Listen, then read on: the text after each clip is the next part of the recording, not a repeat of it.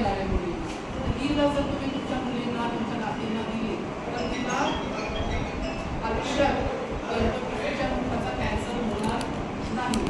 आणि दुसरी एक गोष्ट आहे, ह्या व्हायरस विषयी ह्या वॅक्सिन विषयी व्हॉट्सअपवरती बरंच काही काही चुकीची बातमी पसरवण्यात येते.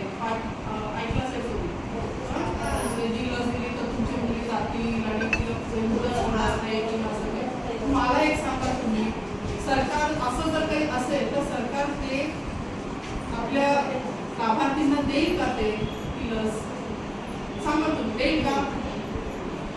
नाही देणार. त्याचा फायदा आहे म्हणून सरकारने ते केलेलं आहे आणि ती लस तर अवेलेबल आहे, परदेशात पण दिली जाते, आपल्या इथे दिली जाते. ती फक्त एवढं की आपल्याला प्रायव्हेटमध्ये घ्यायची, त्यात आपण फुकट देतोय.